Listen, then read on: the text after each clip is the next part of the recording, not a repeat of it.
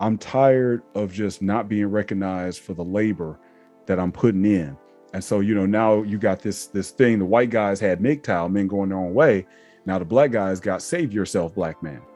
How has it been with guys your age and just your general age group? How do they feel really about how they are recognized as fathers?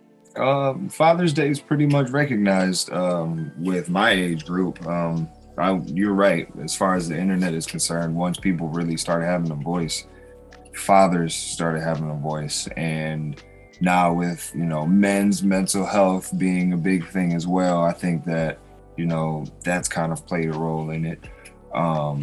I remember working at the casino and they were having a big, huge Mother's Day brunch or basically day at the restaurant. And it was like a big, huge event. There were so many people. It was really crowded. And then when Father's Day came around, there was nothing. And it really bothered me. And it was, I want to say this was back, 2010, 2011. So that was like, when the internet, that was 10 years ago. So think back then, people didn't have a voice then like they do now. So it's gotten better, but I still feel like Father's Day still doesn't get the recognition that Mother's Day does. And it's going to continue to grow with how my generation is handling it and how the generations that are going to come after us. I feel like eventually Father's Day and Mother's Day they'll have their equal. They'll be equal at some point. For once, it's the men actually asking to be just as equal as the women. For once, we want to feel the same exact way they do because we all deserve it. As parents, we all deserve it. So you think so? You think eventually it'll be equal? Definitely. I feel like men have more of a voice now than they ever have, as far as feelings and like you said with Kevin Samuels and others giving us more of a voice and helping us. I feel like people are more comfortable now speaking about it and saying this needs to change. I can look at Father's Day on social media and people talking about how special Father's Day is, and I can see people actually recognizing fathers.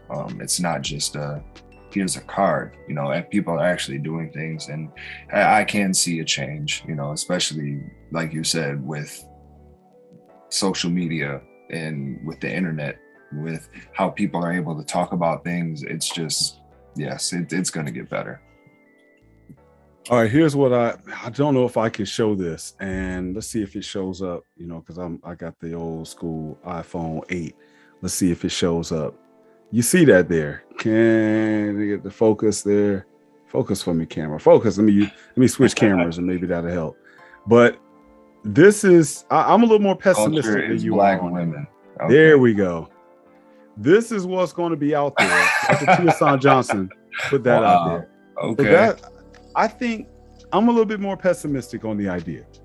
I think that on one end, yes, I think a lot more men are going to be complaining and they're going to be talking about their lack of recognition. But I also think the shaming is going to work.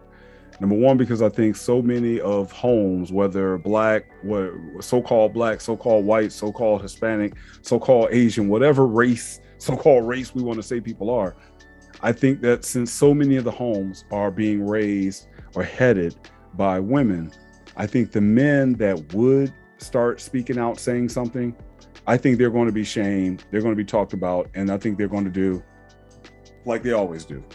Yep. I think they're going to run. I think it's going to be still the minority of men are going to have to be the squeaky wheels that get the grease. And they're going to say, regardless, I'm going to still look at it as I want to be treated fairly or equally. Now, because I do think there's some hope, and y'all know I'm always going to talk about my man, Dr. Tia Johnson. Dr. Johnson points out that, he saw even during the death of Kevin Samuels kind of a groundswell of black male energy, especially, that was out here where guys are like, you know what, I'm done. I'm tired. I'm checking out a relationship game, or, just on, that really a lot of women just don't want to listen. Or number two, it's just, I'm tired of just not being recognized for the labor that I'm putting in. And so, now you got this thing. The white guys had MGTOW, men going their own way. Now the black guys got save yourself, black man. And so I think a lot of black men are saying it's time for me to save myself. And so I think it'd be a minority, but I think culturally, I think we're going to see what I just shown here on MSNBC. I think they are still going to flip it. And if anything, I'll make this prediction. I'm gonna put on my forecasting hat on, my tinfoil kufi, and I say that in the future, it's going to be single mothers are going to be recognized more on Father's Day than all fathers. We've already killed that. We already killed that noise. That's one of the first rules of Father's Day. Single mothers do not get Father's Day. That's one thing that I see on Facebook all the time. On Father's Day, single mothers, this is not your day. Your day was in May. Mother's Day. But why do we rely on women to recognize us on Father's Day? Why can't fathers recognize other fathers on Father's Day? Wow. I don't really see a point in, women recognizing us and giving us what we want. Why don't we give it to each other? I'm invited to Cars and Coffee tomorrow with other men. I was invited by another guy, and he said, come, it's a Father's Day thing. So why not celebrate it, amongst each other? Why not celebrate each other? Why not, if we want to give gifts, why not give a fellow father a gift? Or, why not take a fellow father out to lunch or out to dinner? It doesn't always have to be the women doing it for us, because then it kind of gives them that that feeling of empowerment. Like, they control our day. They're going to cook us a dinner and they're going to plan a day for us. And then we're not really doing what we want to do. Why not, why not change it? Change the whole dynamic of Father's Day. Y'all hear this young man drop that knowledge on here? Bravo, young fella. Bravo. That was good stuff, man. That was good stuff. Y'all heard it here first on the dad mentality right there. I like that. You got to change it. I mean, that's how we have to start with each other. We have to change it. Man, we have to take the stand and do something. And we can't rely on the women to change it for us. If we want the change, we got to do something about it. As men, I mean, we're taking the lead. We're in charge here. We're men. So it's time that we man up, stop blaming women for why we're not getting what we want on Father's Day. Give it to each other. All right, I'll put it this way. I think you're 100% correct. It's sad, but I think that in order for us to get to what you were talking about in terms of recognition, I think you're right. I think we would almost have to do a Christmas move. Christmas isn't Christmas just because you get gifts from your family.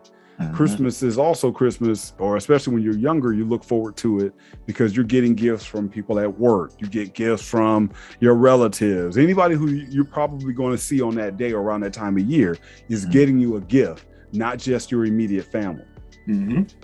What you're saying is pretty sad, because really what you're saying is the only way that the day will be recognized is basically if it's recognized by those who they have to resort to recognizing each other. Then the day is set for other people to recognize you, the ones that benefited from your sacrifice. Because if I buy you a gift on Father's Day, you didn't make your sacrifices for me, though. You made them for your 5 kids and for the moms, not for me. But yet the only way the day could really be significant is perhaps if I honor you. I think you have a solution. It's just sad we got to resort to that solution. And it is. It definitely is. But I mean, we got to do what we got to do, because I'm with the phrase, we're all we got. We are all we have. We are all we got. Yeah, you know what I'm trying to say. But it's like we got to have each other's backs. As black men, as men, as white men, it doesn't matter. We have to be with each other. We have to stand with each other. And I feel like if that happens, then maybe the dynamic of, fathers being afraid to be a father, or fathers not knowing, you know, if they see other fathers standing together, then maybe they'll be like, okay, maybe this isn't that bad. You know, maybe people won't be as scared to be a father. So then they'll be more inclined to want to reach out to someone else and be like, yo, I need help. You know, a lot of dads, a lot of men are afraid to reach out. So that's why they tuck their tail and run and don't want to be a dad. So maybe this opens up doors to different things. You know, I'm going to go back to the interview that actually my audience has been introduced already to Jeff. And you can find Jeff's interview. I've interviewed him on Every Black Man Has a Story. And Jeff tells us his story. And one of the things that Jeff would always say is, especially after his military experience, no good deed goes unpunished.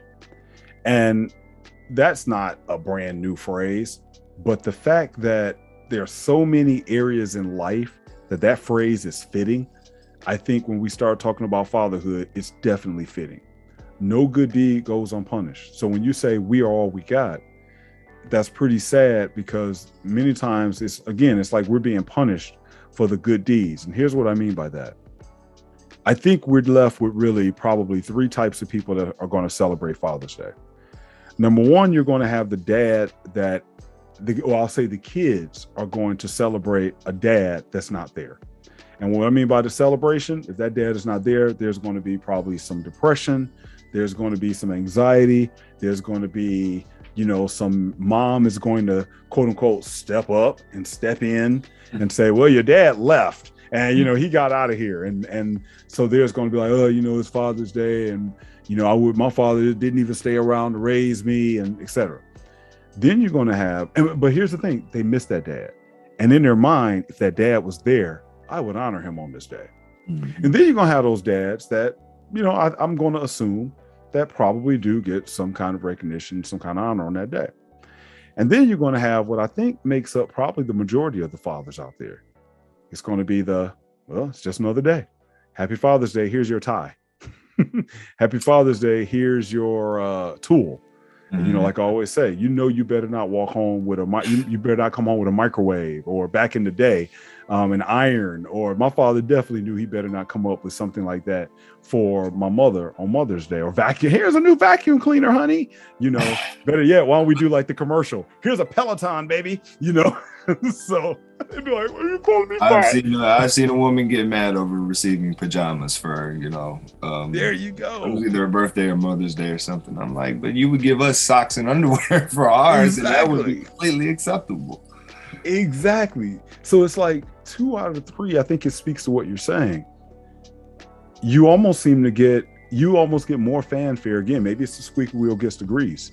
You would almost get more fanfare if you didn't even stay around, if you weren't around. If you that dad that all of a sudden walk into your kid's life when they're 15 years old and they already a troubled teenager. And I'm gonna try not to get this whole video taken down, because I want to use so much material from Boys in the Hood. But, you know, as y'all know, Furious Styles is my archetype dad. And so, you know, when I think about all the scenes in that movie, it's like, I think there are so many good examples of what recognition did Furious get for taking in Trey when he was growing up? What recognition? You had that scene between Doughboy, and actually I'm gonna play the audio in a moment, between Doughboy and Ricky, where you end up seeing one dad's kid get treated better than the other dad's kid. Why? Because mom still wanted to be with that dad. So that dad is viewed a little differently. I'll go into my theory on that in a second, but I'll throw it back over to you. What say you?